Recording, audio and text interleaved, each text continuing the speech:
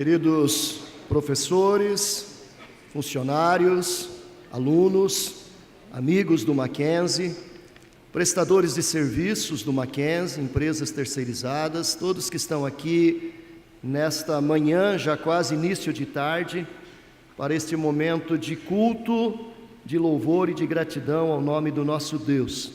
Hoje, dia 18 de outubro, o Instituto Presbiteriano Mackenzie está completando 147 anos de existência neste lugar. E nesses 147 anos, o Mackenzie está fazendo a vida valer a pena, na vida de centenas de alunos, a vida de centenas de pessoas, funcionários, professores e tantos profissionais. E por isso nós, nesta hora, acolhemos a todos neste auditório, com muita alegria, para oferecermos a Deus, que é, de fato, o grande representante disso tudo, aquele que é o começo, o meio e o fim de todas as coisas. O Mackenzie só é o que é, só está onde está, só chegou onde chegou, porque Deus tem nos sustentado. Durante 147 anos, desde o primeiro casal de missionários que chegou aqui até hoje, Deus tem levantado homens e mulheres que têm feito a diferença nesta instituição.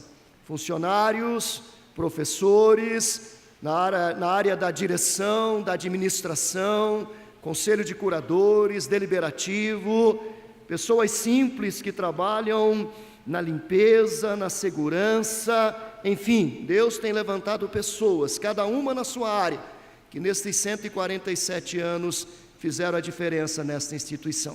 E agora nós estamos colhendo esses frutos, e agora nós estamos vivendo este momento, agora nós somos aqueles que temos a responsabilidade de darmos continuidade àquilo que Deus já trouxe até aqui. Hoje, eu e você somos os instrumentos de Deus, quer na área do ensino, quer na área da administração, quer em outras áreas do Mackenzie. Somos nós, aqueles que Deus escolheu, para que no futuro possamos passar essa responsabilidade para outros, e assim o Mackenzie continue existindo e fazendo a vida valer a pena na vida de centenas de milhares de pessoas desta cidade, deste estado, desta nação brasileira.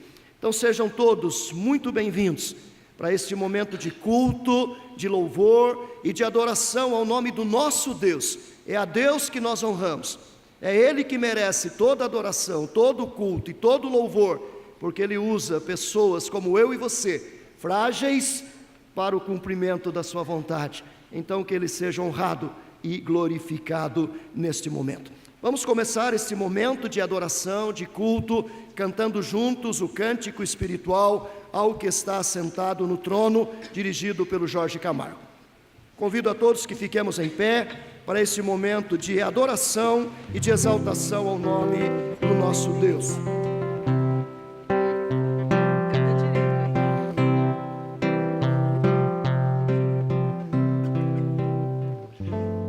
Ao que está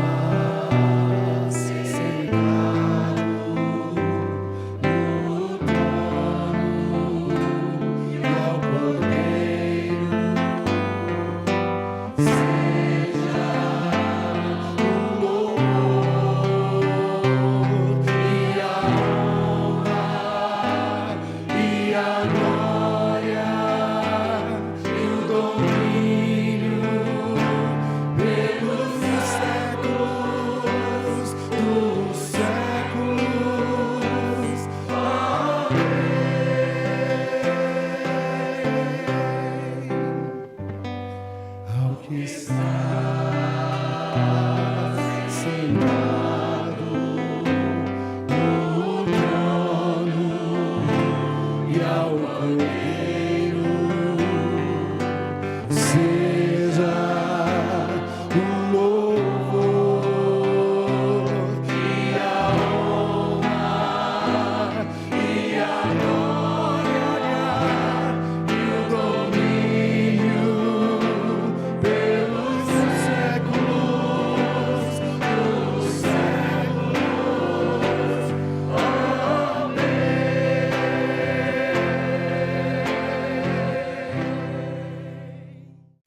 Vamos fazer a leitura bíblica que está no nosso programa.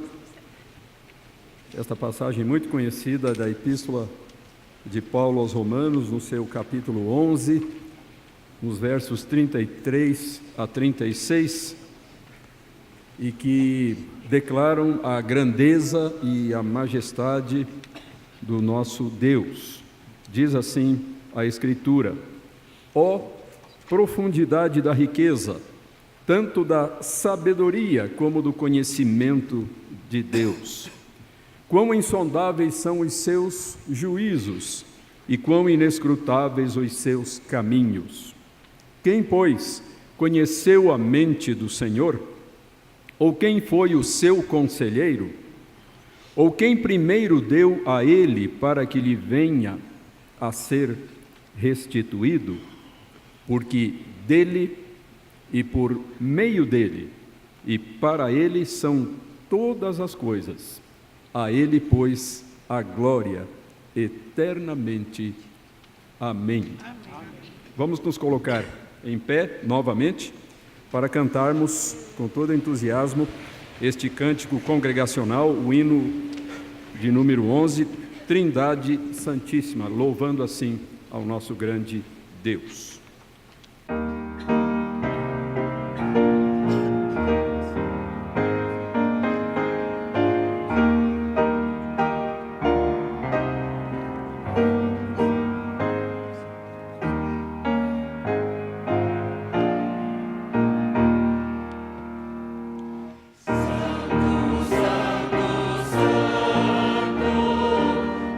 Deus onipotente,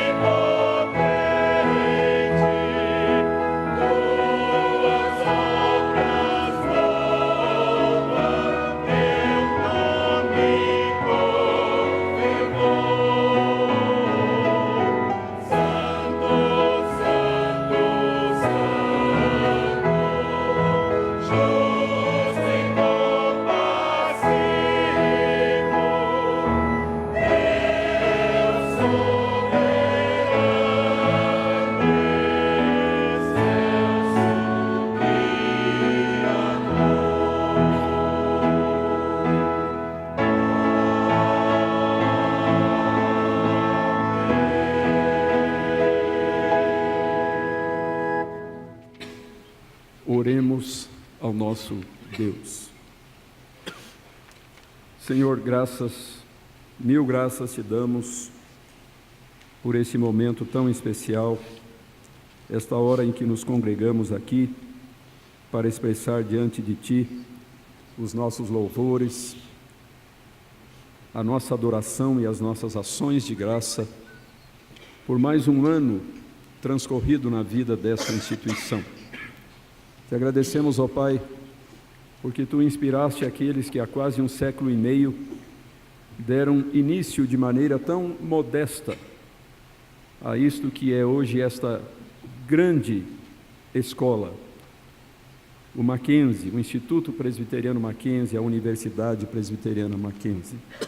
Somos-te gratos, ó Pai, por essa longa caminhada de 147 anos, na qual certamente houve momentos muito difíceis, houve desafios tremendos a serem superados, obstáculos a serem suplantados, mas em todos os momentos manifestou-se a Tua mão benfazeja e providencial, preservando a vida desta instituição.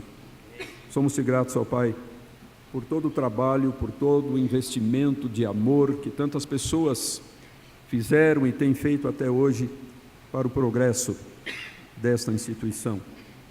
E também te agradecemos, ó Deus, pelos grandes benefícios trazidos pelo Mackenzie, não só para aqueles que lhes são mais próximos, como os seus funcionários, professores, alunos, administradores, mas também para a sociedade mais ampla, para as famílias, ó Pai, que têm sido tão beneficiadas através do trabalho dessa escola, e para a sociedade brasileira como um todo, que ao longo de tantos e tantos anos tem sentido os efeitos salutares do trabalho realizado nesta casa.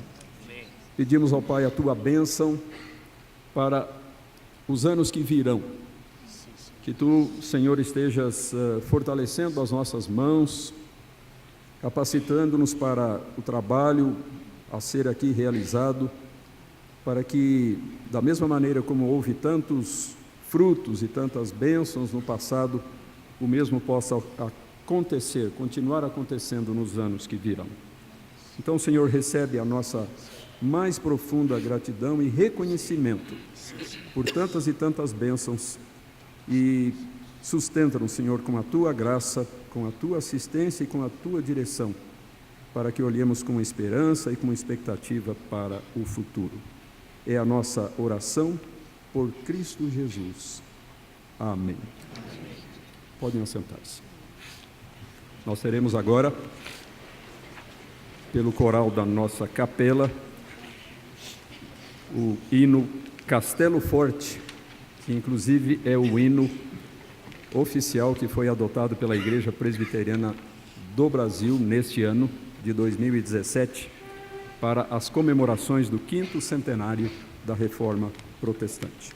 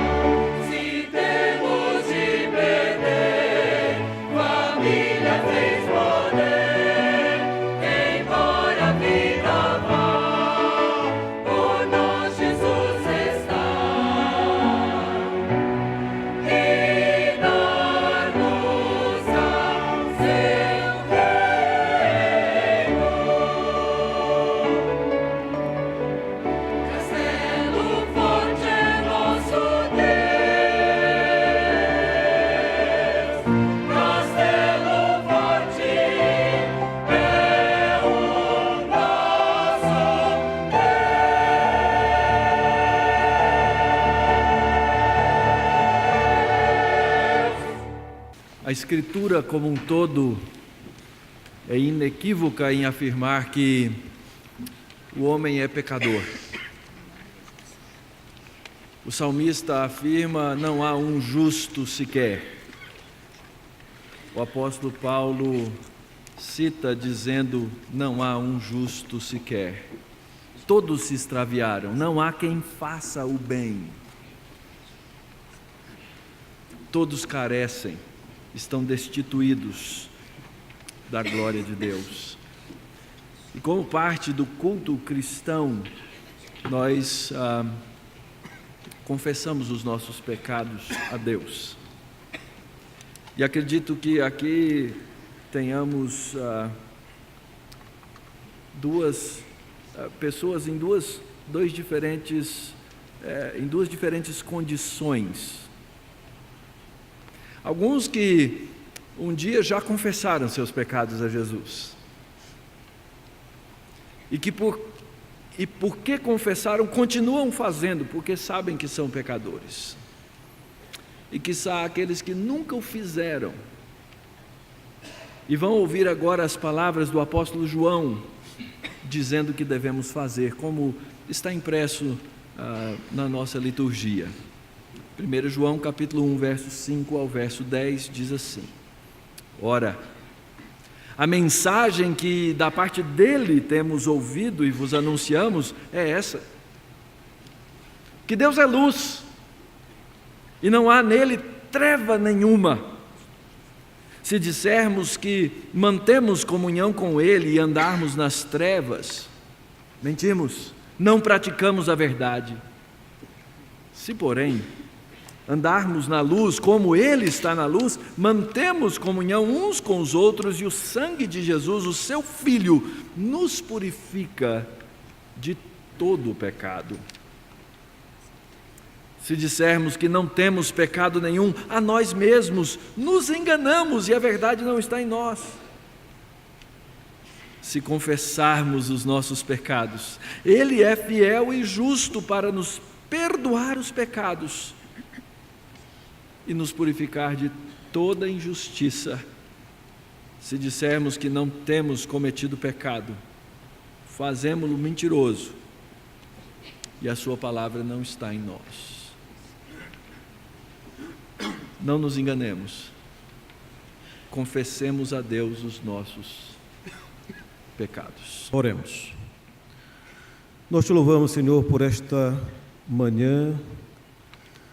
Nós te agradecemos, meu Pai, pelo privilégio de nos reunirmos aqui em teu nome. Prestar-te este culto, Senhor, que só tu és merecedor. Mas nós nos colocamos diante de ti neste momento, Senhor, que tu possas sondar os nossos corações. Vê se há algum caminho mau, Senhor, e purifica-nos, porque a tua palavra diz que se nós confessarmos os nossos pecados, tu és fiel e justo para perdoar-nos, purificar-nos, Senhor, de toda injustiça. E nós, Senhor, na qualidade de pecadores que somos, nos colocamos diante de ti neste momento. Que tu possas entronizar, Senhor, os nossos corações neste momento, meu Pai. E que nós possamos, Senhor, colocar diante de ti, Senhor, tudo aquilo, Senhor, que tem te desagradado. E que tu possas preparar-nos para, de fato, prestarmos este culto em espírito e em verdade. Nós te louvamos, Senhor, e te agradecemos, porque a tua misericórdia se renova a cada dia. E por essa razão, Senhor, nós nos prostramos diante de ti neste momento.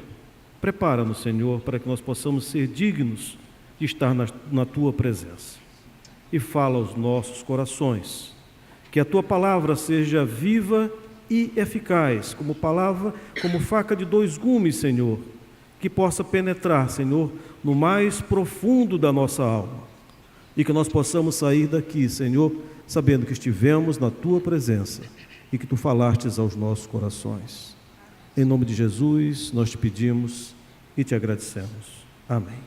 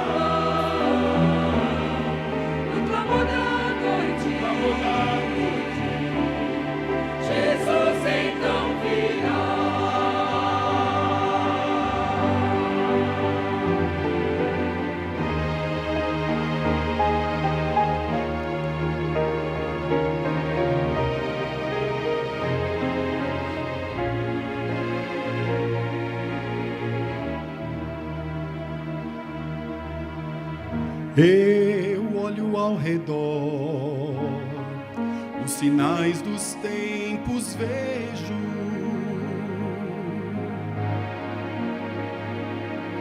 Também profecias se cumprindo já estão. Quase posso ouvir o Pai a dizer: bem-vindo, filho.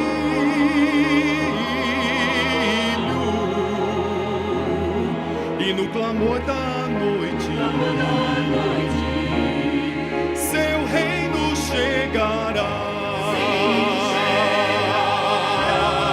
E Cristo então nas nuvens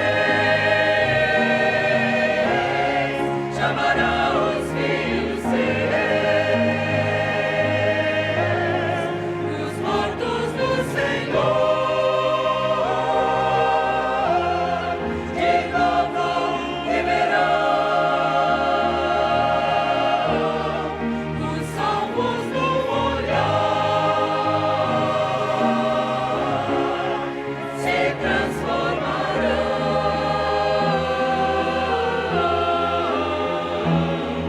No clamor da noite,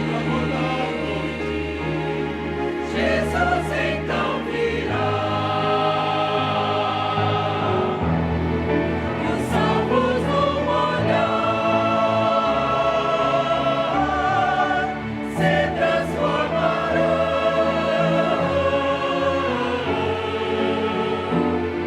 No clamor da noite, Jesus então virá. No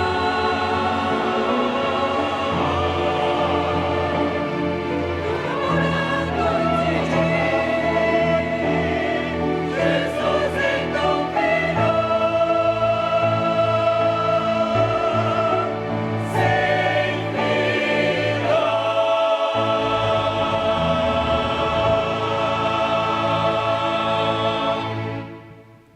A palavra de Deus nos diz no Salmo 11, versículos de 1 a 7. O texto da palavra de Deus nos diz: no Senhor me refugio. Como dizeis, pois, à minha alma, foge como pássaro para o teu monte.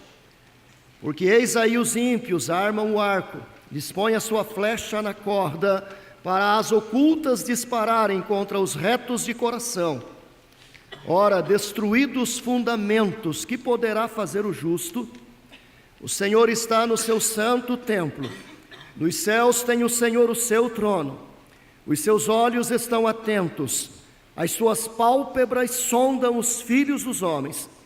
O Senhor põe à prova ao justo e ao ímpio, mas ao que ama a violência, a sua alma o abomina. Fará chover sobre os perversos brasas de fogo e enxofre, e vento abrasador será a parte do seu cálice. Porque o Senhor é justo, Ele ama a justiça, os retos lhe contemplarão a face. Amém. Versículo de número 3 diz: ora, destruídos fundamentos, que poderá fazer o justo? O Mackenzie, queridos, há 147 anos tem sido uma instituição plantada aqui neste lugar e em outras partes do nosso país por Deus, para defender estes fundamentos. Numa sociedade onde valores e princípios éticos e morais, de família, de gênero, um país de tanta corrupção, onde esses valores são banidos, nós estamos aqui para defender esses valores, na certeza de que Deus continua no trono, reinando. E ainda que os ímpios brotem como a erva, e ainda que eles se multipliquem, Deus continua no controle. E esta é a mensagem que esta instituição proclama. Esses são os fundamentos da nossa confessionalidade. E por isso estamos aqui nesta manhã, já início de tarde, para oferecermos a Deus o nosso culto, o nosso louvor e a nossa gratidão, porque há 147 anos o Mackenzie tem feito a vida valer a pena. Mackenzie tem sido instrumento nas mãos de Deus para que esses princípios, esses fundamentos sejam defendidos. Louvado seja Deus por isso. E neste momento nós vamos agradecê-lo, nosso diretor, Dr. Hintz, que é o diretor de recursos humanos do Mackenzie, que é aquele que representa cada um dos funcionários do Mackenzie. Ele vai orar, nos representando diante de Deus, agradecendo ao Senhor por tudo aquilo que Ele tem feito na minha vida, na sua vida e na vida de milhares de pessoas, nos usando como instrumentos para que esses fundamentos sejam preservados, vidas sejam abençoadas e o nome de Deus seja glorificado. Vamos curvar nossas frontes e vamos agradecer a Deus numa palavra de oração. Santo e eterno Deus, muito obrigado porque o Senhor nos trouxe aqui essa manhã para participarmos deste culto de louvor e de adoração, em comemoração aos 147 anos do Mackenzie. Nós te agradecemos, Senhor, porque o Senhor, há 147 anos atrás, levantou os nossos fundadores, homens e mulheres, em cujo coração o Senhor colocou o desejo de trabalhar para a expansão do Teu reino, através da educação. Nós te agradecemos por cada um dos nossos professores que já passaram por aqui, nos diferentes cursos e diferentes graus que nós temos. Te agradecemos por cada um dos nossos funcionários, que também dedicaram as suas vidas e trabalharam aqui com muita alegria. Nós te agradecemos pelos administradores, pelos dirigentes. Nós te agradecemos pela Igreja Presbiteriana do Brasil, que é a mantenedora, que cuida dessa instituição, da qual nós muitos nos orgulhamos. Nós te agradecemos por cada um dos nossos alunos que já passou por aqui, homens e mulheres que saíram daqui não somente para trabalharem nas profissões e nas habilidades que aqui aprenderam, mas também para serem cidadãos éticos, para transformarem o nosso país, para trabalharem pelo nosso país. Nós te agradecemos, Senhor, pelo dia de hoje, por cada um dos nossos professores que estão aqui, os também que não puderam estar conosco, os nossos auxiliares, todos os nossos fornecedores, os nossos alunos, os pais dos alunos, também, Senhor, todas as nossas famílias, a quem o Senhor tem cuidado, com muito carinho e muito amor. E agora nós te pedimos que o Senhor nos abençoe, que o Senhor continue derramando bênçãos nessa instituição, e também que o Senhor abençoe as nossas famílias, e que nós possamos continuar aqui, trabalhando para a expansão do Teu reino, trabalhando para ajudar as pessoas. Te agradecemos também pelas atividades sociais que nós temos, que ajudam muitas pessoas, pelas bolsas que nós podemos conceder, e que muitas pessoas possam ter oportunidade na vida. É no nome precioso de Jesus que nós oramos e agradecemos. Amém. Vamos agora continuar ouvindo o coral da capela e também nos preparando para a mensagem que nós teremos a seguir pelo reverendo Augusto Nicodemos.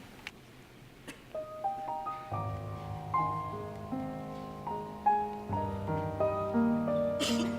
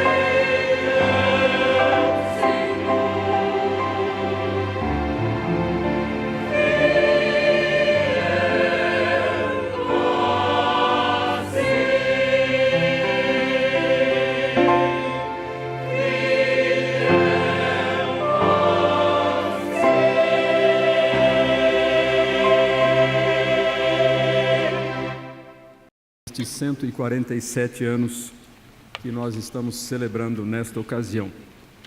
Como talvez muitos saibam, o Mackenzie foi iniciado por aquele casal missionário, o reverendo George Chamberlain e a sua esposa Mary Ann, no distante ano de 1870, quando foi criada a pequena escola americana.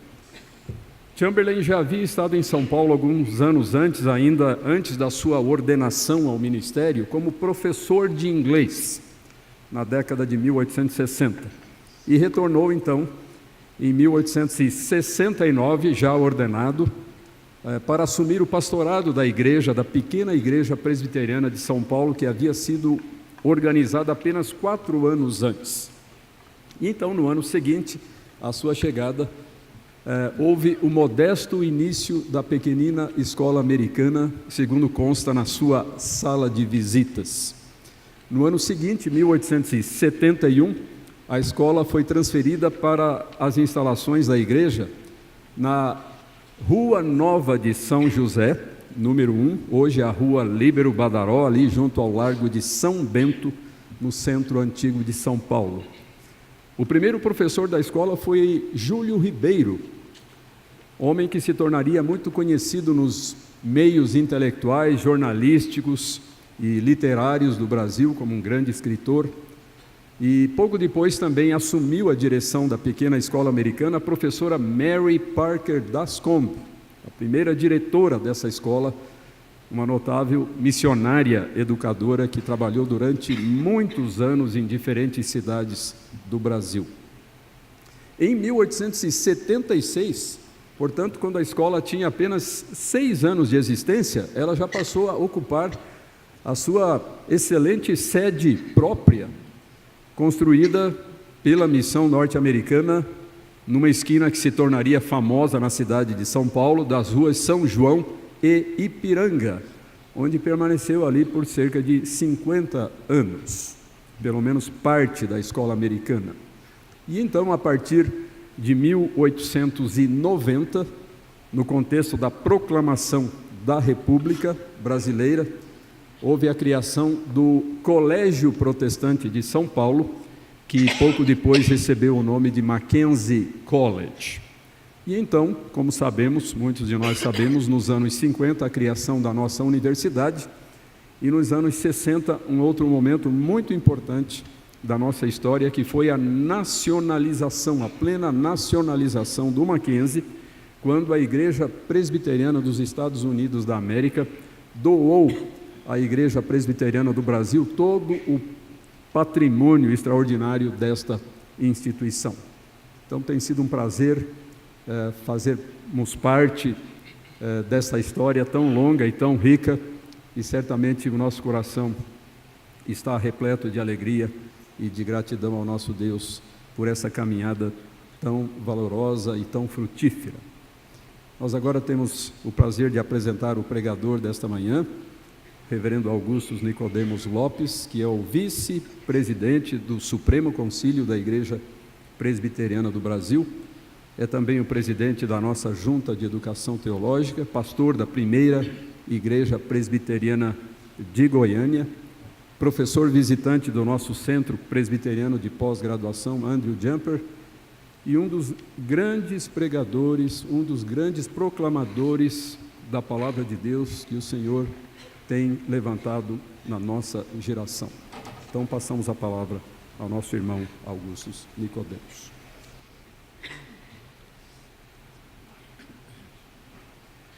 Saúdo a todos em nome do Senhor Jesus.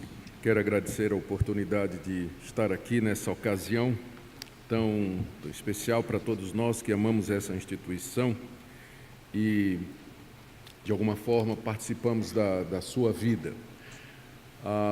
Eu estou aqui trazendo a saudação do reverendo Roberto Brasileiro, que é o presidente do Supremo Concílio da nossa igreja, que não pôde estar, e então pede que a sua saudação seja manifestada a todos nessa ocasião. Como nós ouvimos, o Mackenzie foi iniciado por cristãos que acreditavam que a fé, ela se expressa através de obras. e que a verdadeira fé, ela se manifesta por atitudes e por compromissos, por decisões que as pessoas fazem. E eu queria pegar esse ponto e trazê-lo para vocês hoje, nessa ocasião, a partir de Tiago, capítulo 2, o livro de Tiago. Esse livro foi escrito por esse homem. Ele era um judeu, ele era irmão carnal de Jesus Cristo, e ele escreveu esse livro para a comunidade de judeus cristãos que estava passando por algumas dificuldades. Primeiro, havia muita perseguição. Ser cristão nessa época não era fashion, né? Não era uma coisa que estava em moda. Não, mas o cristão, ele pagava mesmo com as suas propriedades, sua integridade, sua liberdade, sua vida. Então, esses cristãos a quem essa carta foi dirigida estavam passando por momentos difíceis. Mas, ao mesmo tempo, havia singular que havia nessas comunidades a quem essa carta foi dirigida, uma concepção equivocada a respeito da fé em Jesus Cristo. Esses cristãos, eles não tinham um problema doutrinário, tipo assim, quem é Jesus Cristo, ou quem é Deus, como é que eu faço para me relacionar com Deus. Essas questões não eram questões, na verdade. O problema é que eles por algum motivo, eles entenderam que um assentimento intelectual, uma concordância intelectual com o Evangelho de Jesus Cristo, seria suficiente para colocá-los na posição correta diante de Deus.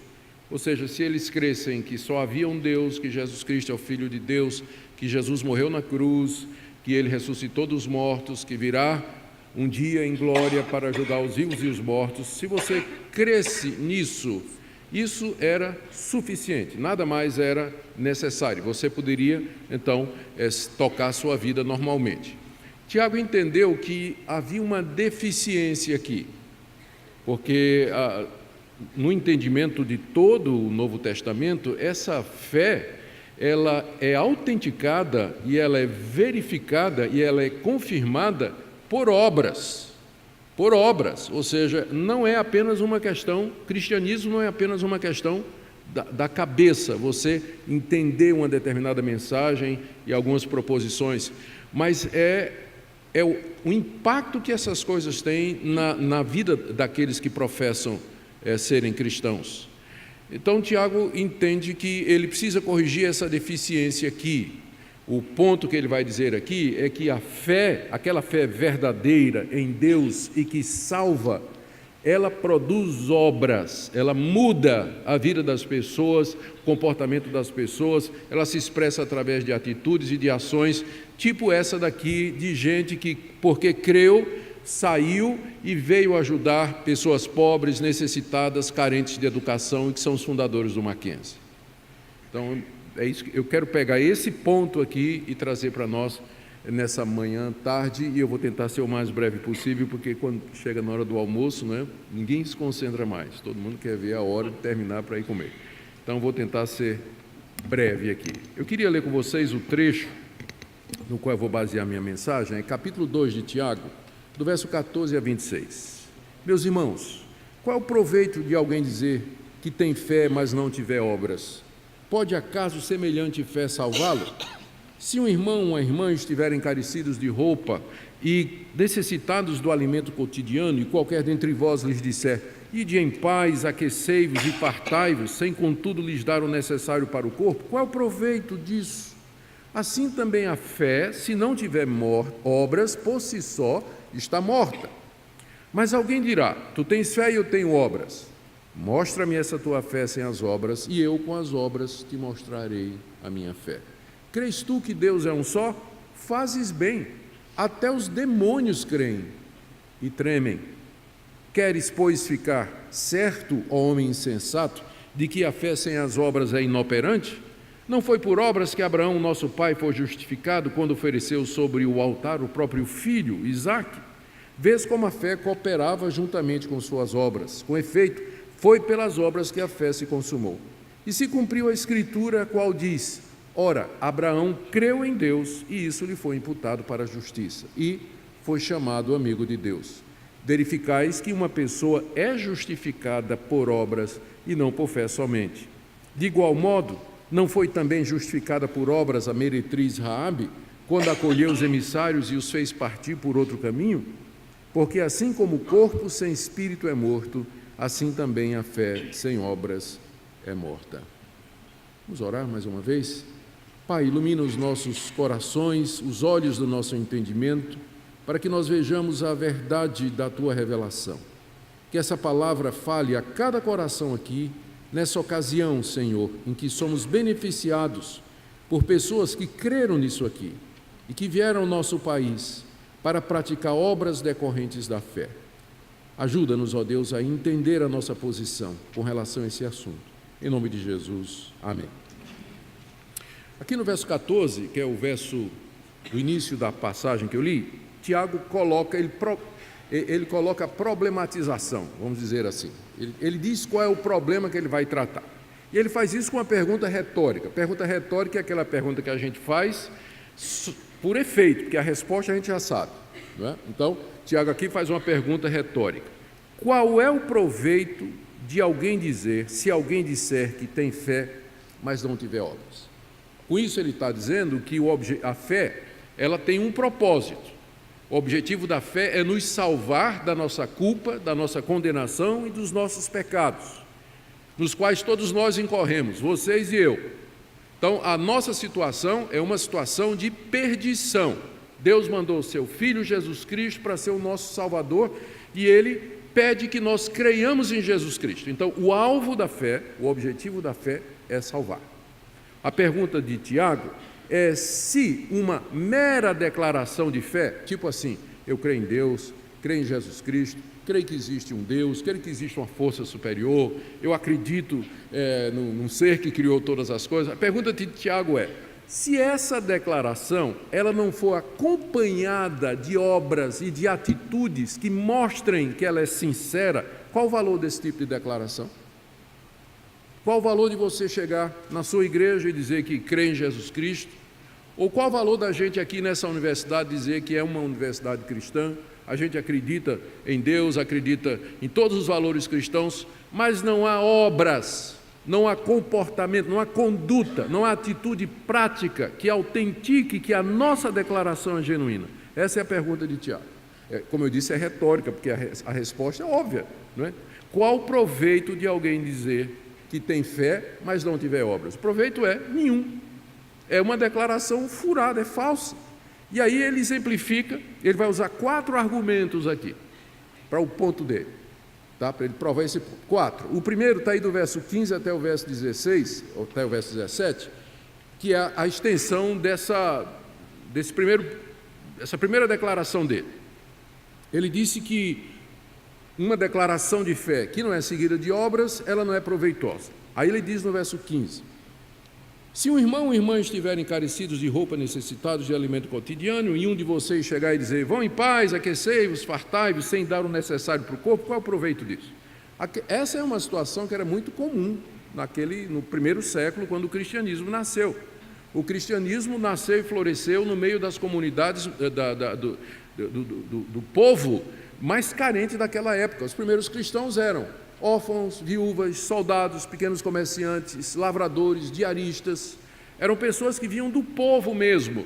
Então, essa situação que ele está descrevendo aqui é hipotética, e não, é hipotética, porque ele está pensando nisso como uma hipótese, mas era alguma coisa perfeitamente real, você encontrar pessoas da comunidade cristã passando fome, passando necessidade, à noite não tinha com o que se cobrir, passando frio, e ele imagina a seguinte cena: você que professa que crê em Deus, professa que crê em Jesus Cristo, professa o Evangelho, encontra uma pessoa numa situação dessa.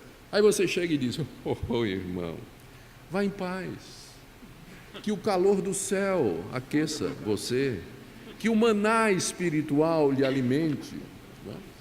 Que a graça e a misericórdia de Deus esteja sobre sua vida. Vá em paz, tchau. A pergunta de Tiago é, qual é o proveito disso se você não manter a mão no bolso, tirar R$10 e comprar um sanduíche para o cidadão. Ou então você, tendo condições, não der para ele uma roupa, um cobertor ou alguma coisa. Qual é o proveito de você dizer para ele isso, se não é seguido de uma ação e de uma atitude correspondente? Aí ele conclui: assim também a fé, se não tiver obras, por si só está morta. Morta no sentido de inoperante, ineficaz, ela não faz nada. Sou pastor há 35 anos, e há outros pastores aqui também. Uma das partes mais difíceis do ministério pastoral é a cerimônia fúnebre, aquele momento em que você vai, junto com a família sofrida, enterrar um ente querido. E é mais doído ainda quando você conhecia a pessoa e tinha afeição pela pessoa. Então, geralmente o cenário no velório é esse: morre uma senhora, não é? Acometida, por exemplo, por câncer, e está lá no caixão aberto. Ela está bonita, está enfeitada, geralmente com a melhor roupa, bem preparada, está ali. O marido chega, beija a esposa querida, chora, as lágrimas descem pelo seu rosto, caem no rosto dela. Ela não sente nada. Ela não ouve as palavras de carinho do marido, o toque do marido. Os filhos se abraçam com ela, choram: mamãe, mamãe. Ela não ouve, ela não vê, ela não sente. É isso que é um morto, é isso que é um morto. O que Tiago está dizendo aqui é que uma declaração de fé, ela pode ser tão bonita quanto um morto preparado para ser enterrado, mas está morta, não adianta fazer declaração, fazer pronunciamento de fé ou de confiança em Deus, se isso não for seguido das atitudes correspondentes. Então, esse tipo de declaração não tem valor diante de Deus e não vai salvar você dos seus pecados e da sua culpa. Segundo argumento de Tiago, está no verso 18, e aqui esse é um dos versículos mais difíceis por conta das várias possibilidades de tradução e interpretação, mas eu vou sugerir a seguinte leitura. Tiago diz assim: alguém dirá: tu tens fé e eu tenho obras, mostra-me essa tua fé sem as obras, e eu com as obras te mostrarei a minha fé. O alguém aqui é Tiago. Tiago agora ele está usando um outro recurso literário, que é a chamada diatribe. Diatribe é quando você começa a brigar com alguém na frente do auditório, e aí chama a atenção de todo mundo, não é isso? É só ver quanta gente assiste MMA. Todo mundo gosta de ver o pau quebrar, briga, todo mundo vai.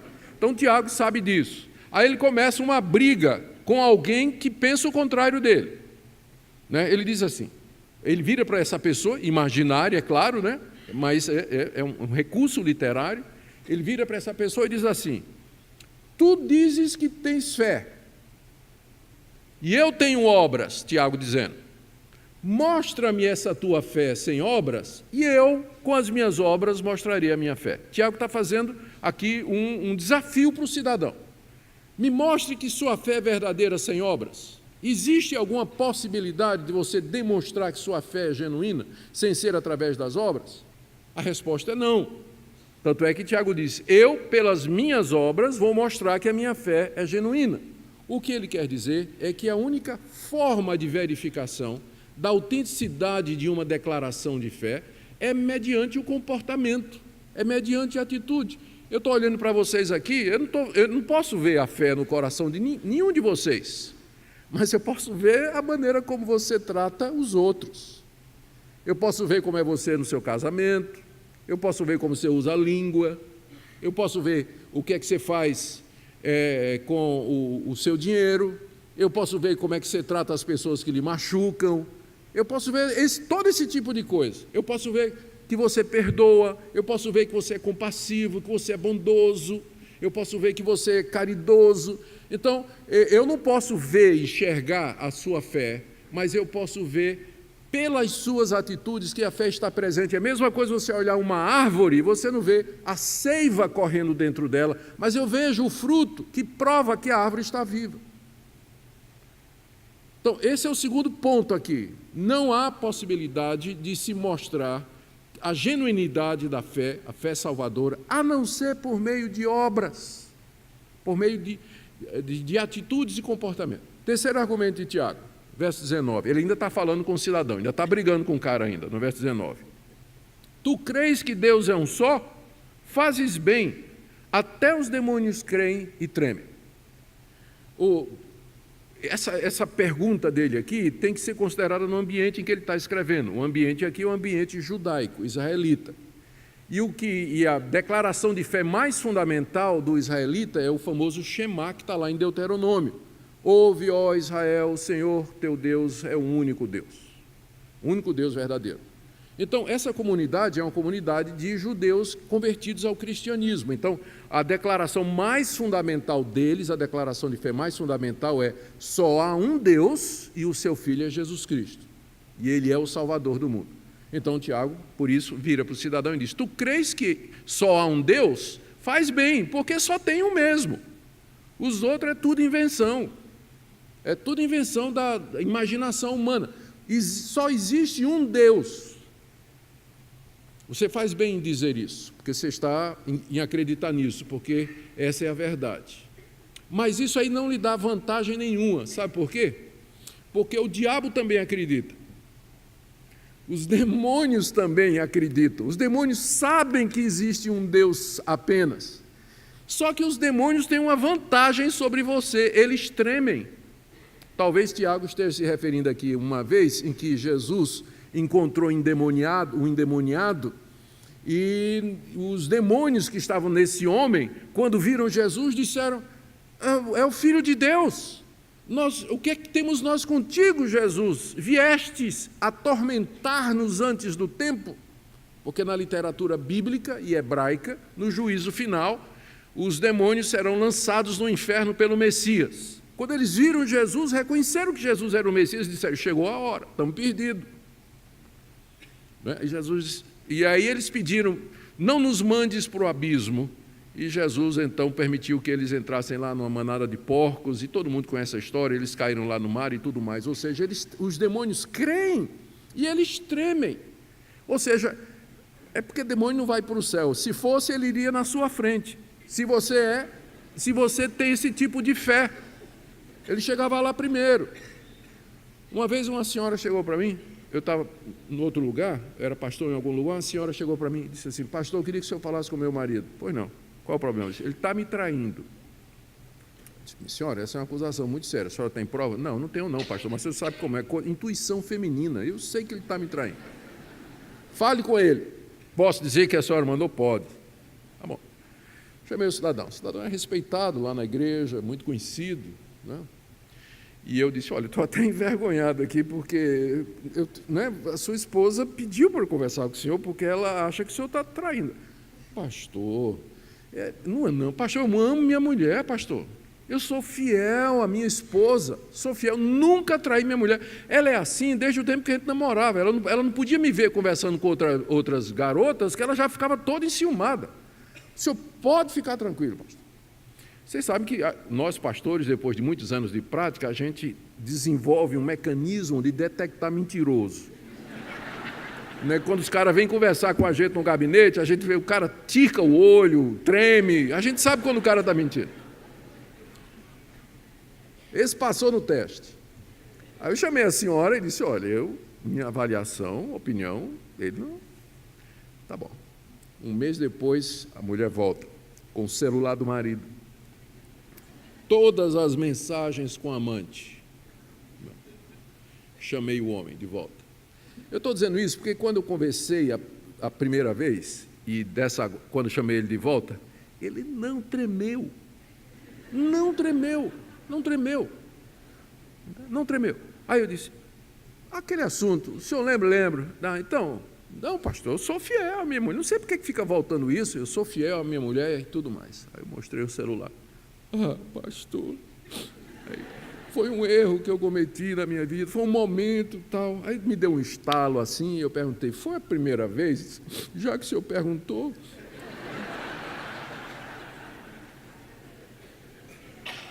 Na primeira vez e na primeira parte da segunda, nem tremeu, nem o lábio, nem o olho, a mão, nada. E se dizia cristão. Os demônios creem e tremem diante da perspectiva que um dia eles vão encontrar o Criador, que conhece todas as coisas e a quem eles vão prestar contas dos seus atos. Tu crês que Deus é um só? Crês em Jesus Cristo, o Filho de Deus? Você faz bem. Até os demônios creem e tremem. Ou seja, você tem que fazer melhor do que isso. A sua fé tem que ir além disso, além da fé dos demônios. Último ponto aqui, Tiago ainda está brigando com o cidadão, do verso 20 até o 26. Ele se vira para o cidadão, é o quarto argumento e o final. Queres, pois, ficar certo, ó homem insensato? Já está xingando um cara de insensato aqui. Queres, pois, ficar certo, ó homem insensato, de que a fé sem obras é inoperante? Ou seja, você quer então uma prova definitiva de que o que eu estou dizendo é verdade? Ou seja, que a fé que não é seguida de obras, ela é inoperante? E aí Tiago cita duas histórias do Antigo Testamento, da Bíblia hebraica, das Escrituras de Israel. Ele cita dois casos que seriam conhecidos pela comunidade. O primeiro caso é do patriarca Abraão, considerado o pai da fé, o pai da nação judaica, amigo de Deus, homem íntegro, que andava com Deus, era o maior exemplo que você poderia escolher de fé. E a história de Abraão, que Tiago desenvolve aqui, ela é simples. Um dia Deus apareceu a esse cidadão, está lá em Gênesis capítulo 12, fez promessas para ele e chamou que ele saísse da sua terra e fosse para uma terra que ele haveria de herdar e que Deus daria aquela terra. Abraão creu em Deus, largou o que tinha e foi embora para onde Deus tinha chamado. Chegou lá, ele vagou durante muitos anos na terra prometida, não é? E não tinha nem um palmo de terra que era dele, e a coisa demorava, porque uma das promessas que Deus fez é que ele teria muitos filhos, e de entre os seus descendentes viria o Messias, aquele que abençoaria todas as nações. Só que Abraão tinha 80 anos, a esposa mais ou menos na mesma idade, e era estéril. A esposa era estéril. Então, Abraão não tinha filhos. Como é que ia ser isso aí? Mas ele creu em Deus. O tempo foi passando e a coisa não acontecia, começou a se complicar. Aí lá em Gênesis 15, uma noite, Deus chamou Abraão e disse, olha, eu vou cumprir tudo que prometi. Abraão não tinha nada até agora, só promessa. Ele disse, mas Deus, como é que vai ser isso? Eu estou velho, minha mulher está velha, ele está estéril, e não tenho filho. Como é que vai ser isso? Aí Deus disse, vem cá, olha o céu, conta as estrelas, se tu podes. Deve ter sido uma noite linda no Oriente, não é? Céu estrelado, e Abraão olhou para as estrelas e Deus disse, assim será a tua descendência. E diz lá o texto bíblico, Abraão creu em Deus, e aquilo foi imputado a ele, foi creditado na conta dele como justiça. Ali Abraão foi aceito por Deus, perdoado, justificado, para usar os termos aqui, lá de Gênesis capítulo 15, no verso 6. Então, tudo muito bem. Nasce o menino finalmente, né? O Isaac. Nasce o Isaac. E Gênesis 22, seguindo a sequência da história. Isaac, depois de um tempo, já crescidinho, Deus aparece de novo a Abraão e diz, agora eu quero que você ofereça Isaac em sacrifício para mim no alto desse monte. Então, Abraão, no dia seguinte, prepara o jumento, bota a lenha, pega o cutelo, o fogo, chama Isaac e diz, nós vamos ali. Vai com um empregado e vão para o Monte Moriá. Depois de uma caminhada, chegando no pé do monte, Abraão vira para o servo e diz, fica aqui que eu vou subir sozinho com Isaac e depois nós voltaremos. Veja só, ele disse, nós voltaremos, plural. Vamos subir no monte. Aí Isaac olha e diz, pai, eu estou vendo a lenha, estou vendo o fogo e estou vendo o facão, mas cadê o carneiro para a gente matar? Resposta de Abraão, Deus proverá. Chegaram em cima do monte, Abraão faz o altar, joga a lenha em cima, amarra o filho, coloca em cima do altar e levanta o facão para matar o menino. E Deus do céu diz, pode parar. Agora eu sei realmente que você tem fé. Agora eu sei que você realmente confia em mim. Agora eu sei que tua fé é autêntica, Abraão. Esse é o ponto aqui que Tiago está dizendo. Deixa eu ler o texto para vocês. Não foi por obras que Abraão foi justificado quando ofereceu sobre o altar o próprio filho Isaque? Vês como a fé operava juntamente com as suas obras, e com efeito foi pelas obras que a fé se consumou, e se cumpriu a Escritura que diz: Abraão creu em Deus, e isso lhe foi imputado para a justiça, e foi chamado amigo de Deus. Verificais, pois, que uma pessoa é justificada por obras e não por fé somente. O ponto de Tiago é: Abraão tinha fé, e ele foi justificado por fé, só que essa fé produziu obras. E a obra aqui, eu queria que você prestasse atenção nisso. Tiago já expandiu o conceito de obra, porque no começo da briga dele com esse cidadão aqui, obra era você ajudar alguém pobre e alguém que estava com frio. Mas obra aqui já é você dar a Deus o que Deus pedir. É você abrir mão do que é mais precioso na sua vida, se assim Deus quiser. E isso é importante, né? Porque o conceito de obras foi tornado refém de determinados grupos religiosos e significa apenas caridade. Dar dinheiro, dar esmola para quem é pobre. Não, obras na Bíblia é muito mais extenso. Envolve caridade, mas é também você obedecer o que Deus está dizendo. Abraão foi justificado por fé, mas uma fé que produziu obras. Talvez aqui seja a hora de dizer a famosa frase: a salvação não é por obras, mas também não é sem elas. A salvação não é por obras, não é pelo que você faz diante de Deus, mas também não há salvação sem elas. É o que Tiago está dizendo aqui. Aí, vê só, segundo exemplo dele, não poderia ser mais diferente. O verso 25: de igual modo não foi também justificada por obras a meretriz Raabe, quando acolheu os emissários e o fez partir por outro caminho? Eu não consigo pensar em duas pessoas mais diferentes do que Abraão e Raabe. E eu acho que Tiago escolheu de propósito esses dois exemplos lá da história do Antigo Testamento, porque eles representam os dois extremos. Abraão era um homem, fundador da nação hebraica, homem de fé, íntegro, homem de moral, andava com Deus. Raabe, a história de Raabe está lá no livro de Josué, era uma mulher prostituta, cananita, ou seja, ela morava na região de Canaã, ela era pagã, idólatra e de uma vida imoral. E Tiago podia ter escolhido qualquer outro exemplo, não é? Que é exemplo de fé e obras do Antigo Testamento, Samuel, Davi, Gideão, tem dezenas. Mas por que Raabe? Eu acho que é exatamente porque Abraão e Raabe marcam o espectro, né? O para cima e o para baixo. Então, e você está no meio aqui. Nenhum de vocês aqui, nem eu, sou Abraão, mas também não vou chamar ninguém de Raabe aqui. Ou seja, você está entre Abraão e Raabe. Por que isso? É como se Deus estivesse dizendo: não tem exceção. Quer seja Abraão, quer seja Raabe, a fé sem obras é morta. Não há exceção. Isso porque às vezes a gente fica pensando assim: Deus, tu me conheces, tu sabes as minhas dificuldades, mas essa mulher com quem eu casei, né? O senhor sabe, meu casamento já acabou, né? E tem essa. O senhor sabe que eu sou uma pessoa carente, né? Preciso disso. O senhor vai compreender minha situação? Não. Quer seja Abraão, quer seja Raabe, o ponto é o mesmo. Fé sem obras, sem compromisso com Deus, sem mudança de vida, não vale nada. Raabe acolheu os espias que Josué tinha mandado e, sob risco da própria vida, os acolheu e o despediu depois de dar informação estratégica militar sobre a tomada da cidade de Jericó. Ela fez isso porque ela tinha ouvido histórias a respeito do Deus de Israel e ela cria naquele Deus. E a prova de que ela creu foi que ela arriscou sua vida para proteger aqueles emissários desse Deus em quem ela professava sua fé.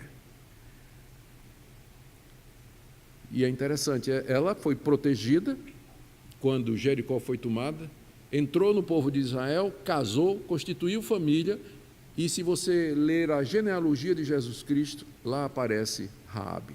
Ela está entre as ascendentes de Jesus Cristo. Fé sem obras é morta, e é assim que termina o verso 26. Assim como o corpo sem espírito é morto, assim também a fé sem obras é morta. Foi porque os fundadores do Mackenzie acreditaram nisso que eles vieram. Eles fizeram alguma coisa. Eles resolveram colocar em prática aquilo que criam para ajudar as pessoas. A fundação do Mackenzie não salvou nenhum deles, é claro. Não é por obras, mas também não é sem elas. E eu quero terminar com 4 aplicações aqui. Primeiro, aos que têm fé, mas não têm obras. Minha palavra é para você que se professa um cristão, que professa crer em Deus e no seu Filho Jesus Cristo. Será que as pessoas podem testificar e testemunhar que sua fé é verdadeira? Pela sua obediência, pela sua integridade, por esse tipo de coisa que nós lemos aqui, que Abraão fez, que Raabe fez, pelo amor ao próximo, pela dedicação, pela sinceridade. Como é você no ambiente de trabalho? Como é você em casa? A sua vida é uma prova inconteste de que sua fé é genuína. Segunda palavra, para aqueles que dizem que têm obras, mas não têm fé. É o moralista. É aquela pessoa que acha que a conduta dela, ela não está preocupada se Deus existe ou não está querendo nem saber de Deus, mas é uma pessoa moral, que pratica coisas boas, é uma pessoa decente, é uma pessoa que procura tratar o próximo com justiça, que procura fazer o seu trabalho de maneira regular e tudo mais. Querido, da mesma forma que a fé sem obras não salva, obras sem fé também não vai salvar você. Não vai, porque no final, isso aí é uma tentativa de você se justificar diante de Deus. Você sabe muito bem que se Deus for colocar num prato o que você considera boa obra, com seus pecados, deslizes, mentiras, fingimentos, inveja, cobiça, olhada para a mulher do próximo, olhada para coisa que não presta, desonestidade, se Deus for colocar isso na balança, você sabe que você vai sair perdendo. Por isso você precisa de Jesus Cristo também. Terceira palavra, para aqueles que não têm nem fé e nem obras. Tem gente assim, e que não está preocupado com isso, achando que a vida é só isso aqui, morreu, acabou, depois não tem mais nada, tem que prestar conta a ninguém. Você pode ter uma decepção vai ter uma desilusão muito grande na hora da verdade, na hora que enfrentar a morte.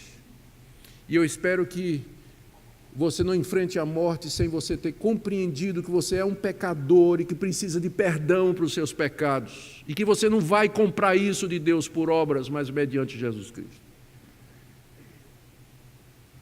Todo mundo é ateu, até o pitbull pular a cerca. E eu espero que não seja preciso isso para Deus levar você a pensar sobre a sua vida. E, finalmente, aos que têm fé e demonstram essa fé por obras. Graças a Deus. Graças a Deus. Eu espero que entre as obras esteja humildade, porque na hora que você começa a se orgulhar das suas obras, já não é mais obra. Que Deus nos encha de gratidão por aqueles que creram nisso. O cristianismo é isso. Crer no único Deus verdadeiro, no seu Filho Jesus Cristo, e viver de acordo com isso. Viver de acordo com isso. Que essa instituição seja um exemplo disso, que os que trabalham aqui, os que servem aqui, e também os estudantes que vêm para cá, que eles possam aprender isso, que não é somente uma coisa daqui. Uma vez eu vi um folheto evangelístico muito interessante. O homem que foi para o inferno, o homem que errou o céu por 20 centímetros. Eu abri, então a pegada do folheto é que 20 centímetros é a distância da cabeça para o coração. Ele acreditava aqui, mas nunca desceu para aqui. Que Deus nos abençoe, que essa palavra seja aplicada por Ele aos nossos corações. Amém.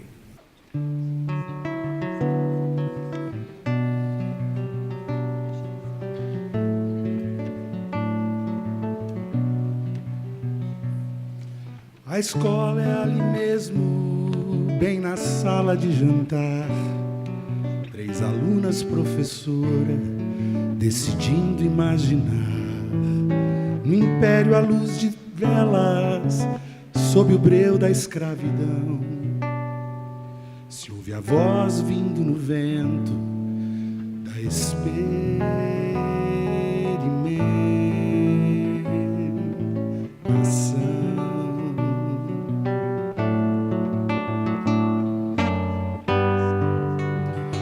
a vida é assim.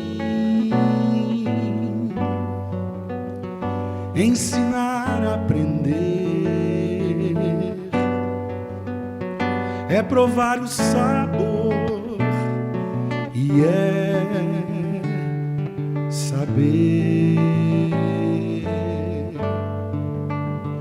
pois a vida é assim.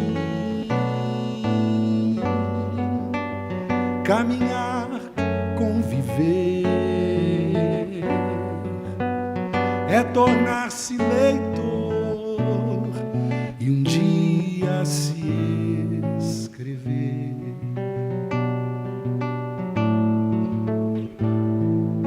No ruído da cidade, o silêncio de um jardim, a palavra que se abre, a beleza que é sem fim, a história como espaço de partilha e construção, como texto que se escreve sobre a solidez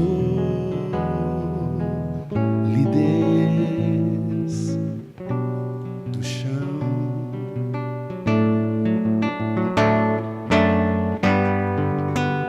Pois a vida é assim. Ensinar a aprender é provar o sabor e é saber, pois a vida é assim.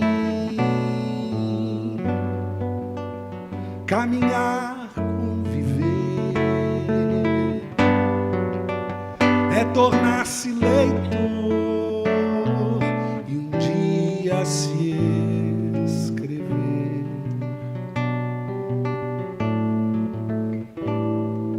A escola é ali mesmo, bem na sala de jantar.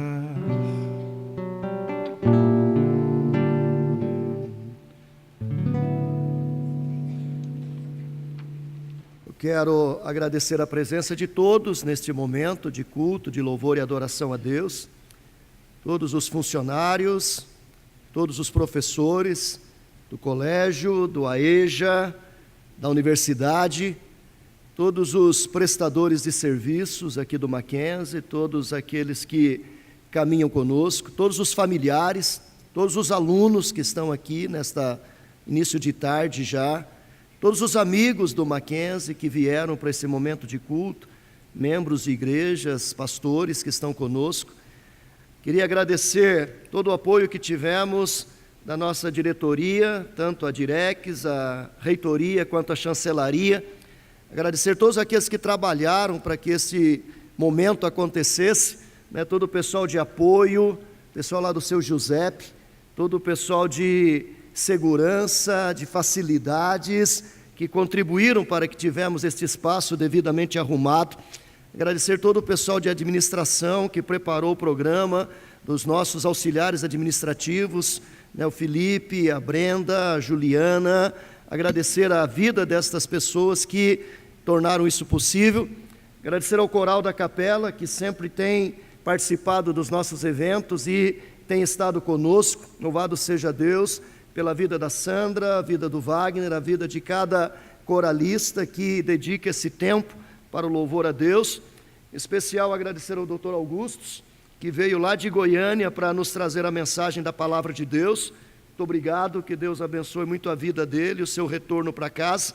E, é claro, né, o primeiro, o meio e o último, agradecermos a Deus esta oportunidade tão maravilhosa de estarmos juntos. Nós vamos ter agora a oração final e a bênção, que será tanto a oração quanto a bênção pelo pregador Dr. Augusto. Vamos ficar em pé e assim nós estamos encerrando. Logo após a oração e bênção, teremos o pós-lúdio e então estamos dispensados deste momento de culto. Oremos. Pai bondoso, se Tu observares, Senhor, os nossos pecados, quem subsistirá diante de Ti? Tu conheces o nosso interior, conheces a nossa vida, sabes os nossos pensamentos, conheces o recôndito da nossa alma. Por isso nós chegamos a Ti, porque contigo está o perdão. contigo está a misericórdia, contigo está o abrigar o pecador contrito e arrependido. Nós chegamos a Ti confiados em Jesus Cristo, pedindo, Senhor, que Tu nos acolhas, perdoes e nos faças instrumentos de boas obras aqui nesse mundo, para ajudar o próximo, aqueles que necessitam. Te damos graças pelo privilégio de demonstrar essas obras nessa instituição, através da qual tantas pessoas foram alcançadas, abençoadas. Nós te rendemos graças por isso e pedimos que, pela sua continuidade, oramos por cada funcionário, cada professor, todos os membros do Conselho Deliberativo, Conselho de Curadores, da Direx, de todos aqueles que fazem, Senhor, Conselho Universitário. Guarda todos, diretores, os coordenadores, os funcionários, os terceirizados que aqui servem também, especialmente os nossos alunos, que Tua graça esteja sobre cada um deles. Nós te agradecemos por esse momento. E que a graça do nosso Senhor e Salvador Jesus Cristo, que é o amor de Deus nosso Pai, a comunhão e a consolação do Espírito Santo seja com o povo de Deus aqui presente, agora e para sempre. Amém. Sentai-vos.